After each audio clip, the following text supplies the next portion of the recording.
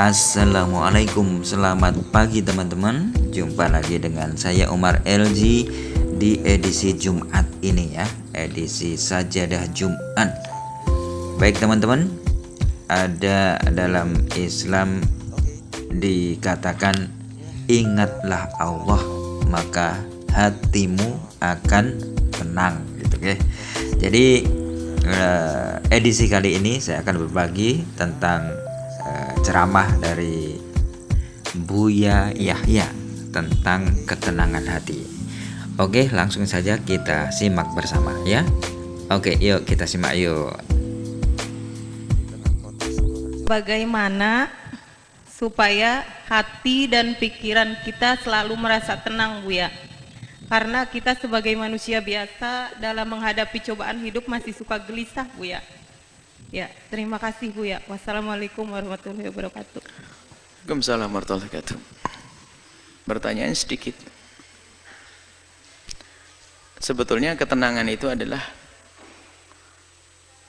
dia bicara bagaimana hati dan pikiran saya agar tenang. Tenangnya hati dan pikiran bukan dengan tenangnya jasad. Maka yang perlu ditata adalah pikiran dan hati. Bukan berarti ketenangan hati itu adalah karena banyaknya duit, bukan. Itu orang kaya juga gelisah kok kadang-kadang. Bukan ketenangan batin itu karena suaminya ganteng, tidak. Atau istrinya cantik, bukan. Jadi memang ketenangan murni di dalam hati kita. Nah, tinggal sekarang itu bagaimana agar hati itu tenang. Jawabannya sederhana, hati dan pikiranmu kau sambungkan dengan apa dan siapa. Kalau hati dan pikiranmu engkau sambungkan dengan sesuatu yang bikin gelisah, ya gelisah. Coba. Kalau hati dan pikiranmu, orang boleh mencari dunia, tapi tidak boleh menggantungkan hatinya dengan dunia tersebut. Sehingga kalau orang menggantungkan hatinya, mengikat hatinya dengan dunia, lihat, di saat tidak mendapatkannya dia gelisah. Di saat mendapatkannya hilang pun susah. Ada orang duitnya hilang tenang saja kok, ajib. Karena dia tidak mengikat hatinya dengan dunia tersebut. Maka dengan Allah lah itulah. Ketenangannya ada dengan Allah. Kalau sudah orang dengan Allah duitnya hilang nggak susah, malah ngasih 1 miliar bangun pondok. Coba. Lah kok bisa ini? Coba yang hatinya nggak sambung dengan Allah, 1 miliar ini buat abemat 2. Tambah gede duit saya. Tapi enggak, hatinya tenang, kehilangan duit 1 miliar kok. Ini duitnya jatuh 100.000, puyengnya setengah mati, nangis-nangis. Nah ini urusannya hati kita dengan siapa? Nah kalau sudah urusan kita hati kita dengan Allah, mudah. Allah, apapun di saat dia sakit, lihat. Sakit jasadnya sakit. Tapi kalau dia kenal Allah, dia akan tahu bahasanya akan ada imbalan di hadapan Allah Subhanahu wa taala. Maka rasa sakit akan terreda dirasakannya menjadi tidak separah, tidak semakin sakit. Sama itu loh, kok jauh sekali imbalan di akhirat, kok lama banget ya. Itu saja ibu yang hamil tua nggak bisa melahirkan, bawa ke dokter, ambil pisau dokter, buka perut saya. Aduh, dengan senang hati dia sakit, lihat banyak, senang. Ada sesuatu yang lebih menyenangkan dia. Apakah dia susah? Ya enggak. Begitulah sebetulnya ujian dari Allah di dunia ini. Tergantung harapan kita tuh di mana. Sehingga ada orang tuh putus asa, bunuh diri dan sebagainya, kan orang dungu dia.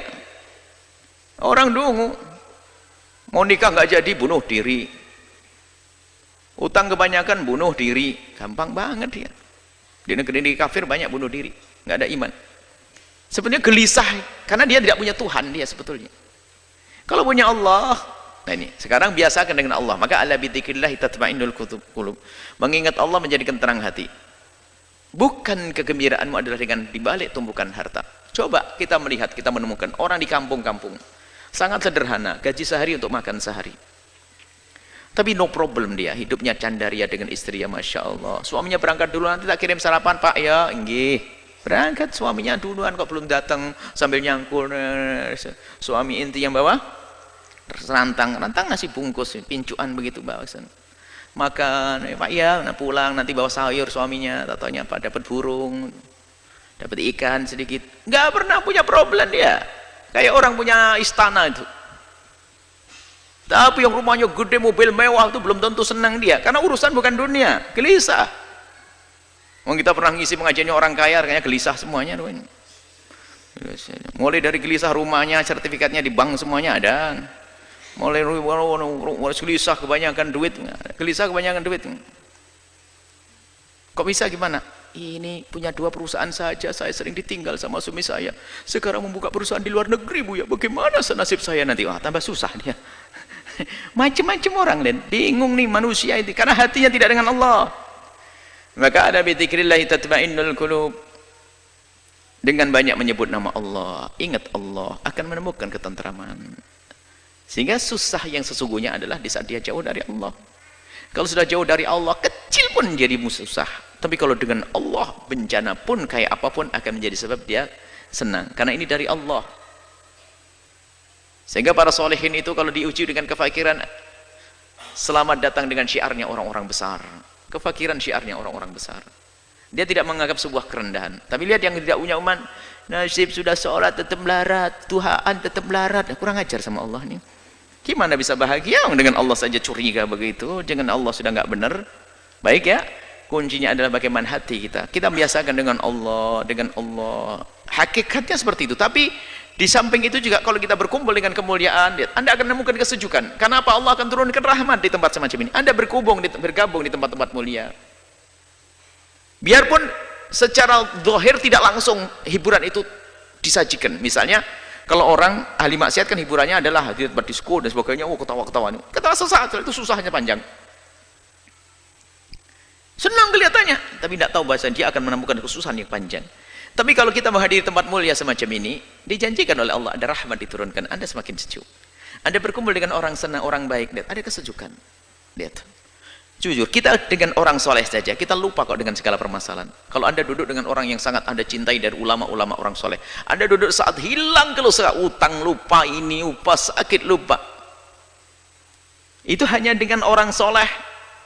Bagaimana Anda merasa dekat dengan Allah Subhanahu wa ta'ala? Bagaimana kita dekat dengan Nabi Muhammad SAW?